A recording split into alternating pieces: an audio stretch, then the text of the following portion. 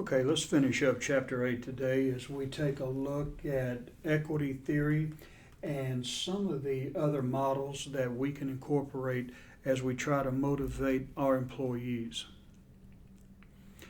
Equity theory, to me, is probably one of the most important theories to comprehend because a lot of litigation out there, especially when it comes to civil rights infringement, uh, deals with this idea of equity theory. Now, equity theory really says that people are motivated to seek social equity in the rewards that they receive for performance.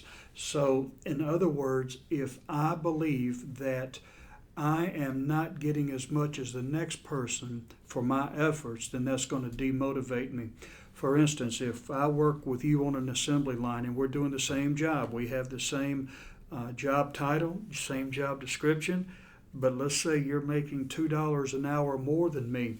And if I come to find that out, and this is why, by the way, we don't discuss salaries in the workplace, but if I find out you're making $2 more than me and we're doing the same work, then that's going to demotivate me. Or if I find out that we're making the same amount of money and you're not working as hard as me, that may decrease my motivation and so forth. Now, one thing that you need to understand, it's not the actual inequity that can cause you trouble. It's the perceived inequity. All a person needs to do is perceive that there's inequity, and then they can be demotivated.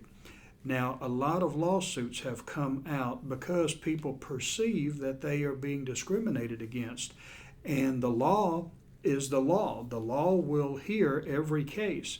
Now, let's go back to my example right from the beginning. You and I are on the assembly line. You're making $2 more than I am. Now, I perceive that there's inequity, but what if you were with the company prior to this doing the same thing, but you've moved up and you have maybe 5 years more experience than I do on the assembly line? Or maybe you have other skills that I'm not aware of that you contribute to the company. You see, it makes no difference if the inequity is real or not. It's just my perception of it.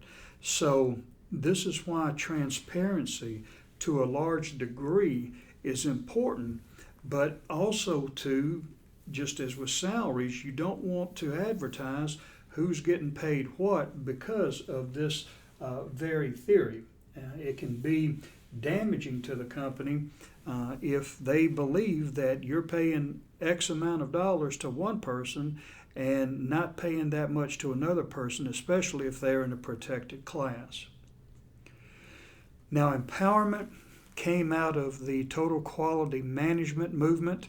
A guy named Edward Deming coined the phrase, or it came out of his model of management.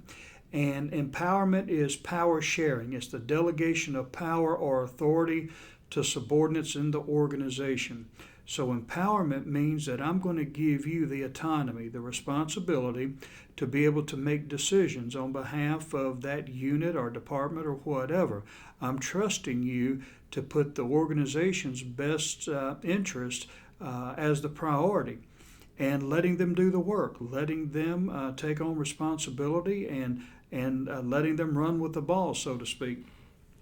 Now, empowerment was not a very popular term when it was first introduced back after, right before World War II. And really, Deming, when he introduced all of these concepts, he was laughed out of the country. So he went to Japan, and Japan was reeling from the Second World War. They were rebuilding their infrastructure. They decided not to emphasize military buildup anymore, but to emphasize industry. And when Deming introduced this concept of empowerment and other things that go along with total quality management, they embraced him. And they took it to themselves and made it work for them. And as you can see now, Japan is an industry leader in many, many types of business endeavors, world leader in many types of business endeavors. And much of it is because of their philosophy in leadership and management, because they believe that empowerment should allow you to fail. If you're going to be a bold and innovative creator in the business world, you have to be able to fail from time to time. That doesn't go over well here with our culture, which we emphasize performance and outperforming and outcompeting our competition. So this is the idea now of empowerment is coming back to America, and we're starting to take it on. But we still, by and large, have the attitude that, well, you can fail, but you can't do it too many times or we'll get rid of you. So there's still that apprehension there to really be innovative and creative in American businesses. Now, the psychological model of empowerment. Now, before empowering employees, these are just some standard suggestions or principles. Employees receive information about the company performance. You're upfront with them. You're telling them what's going on. Employees receive knowledge and skills to contribute to company goals. This is equipping them with the KSAOs needed. Employees have the power to make substantive decisions.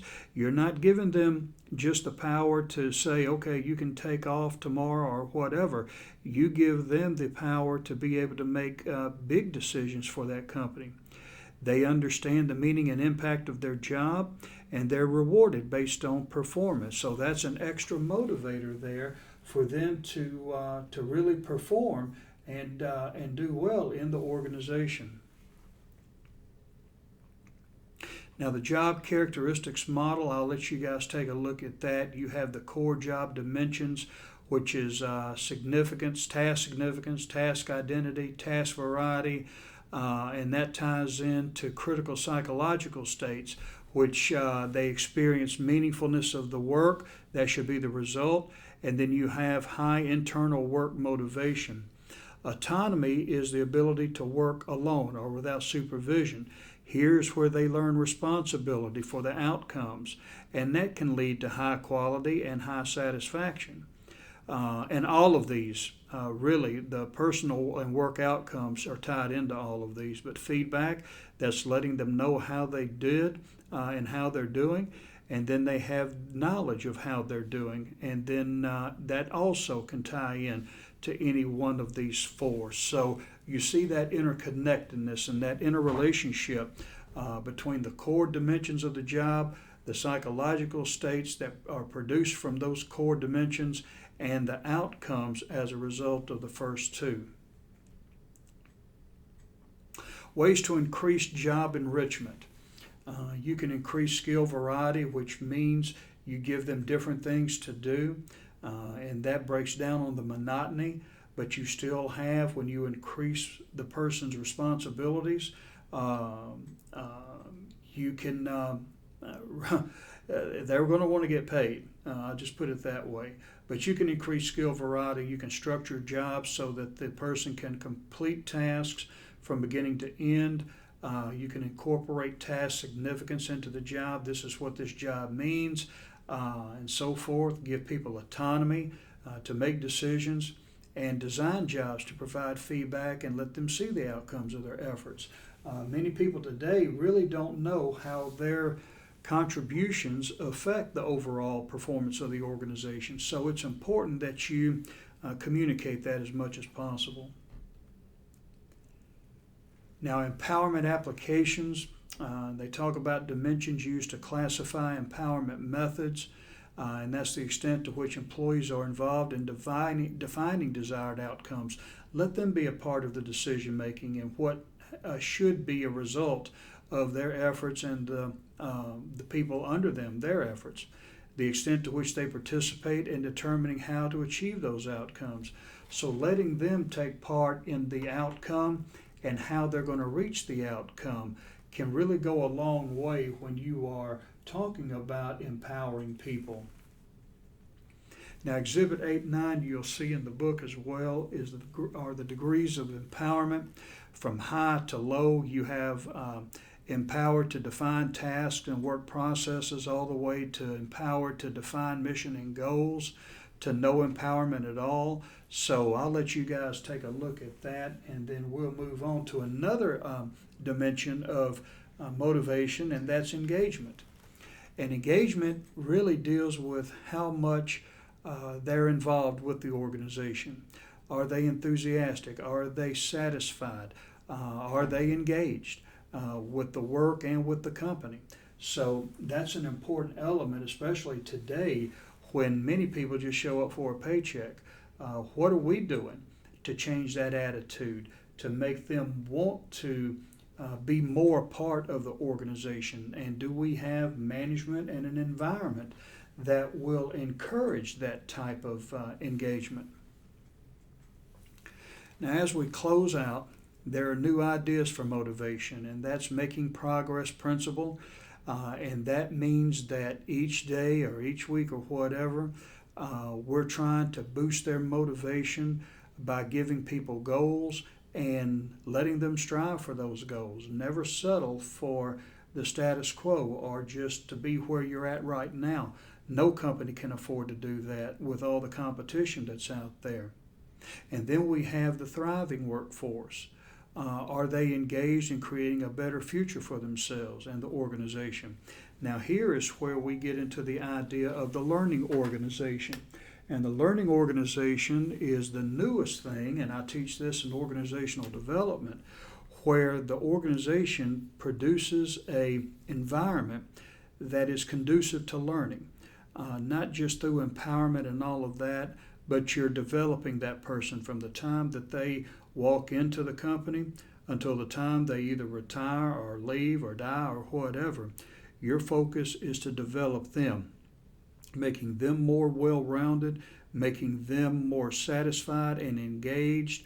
And you do that not by just giving raises and rewards, and that may be a part of it, but your focus is to invest in the worker, giving them the tools they need through opportunities, through training, through developing to be a more well-rounded individual in that workplace. And as a result, they're going to be more motivated. They're going to want to stay. They're going to want to move up and take on more responsibility.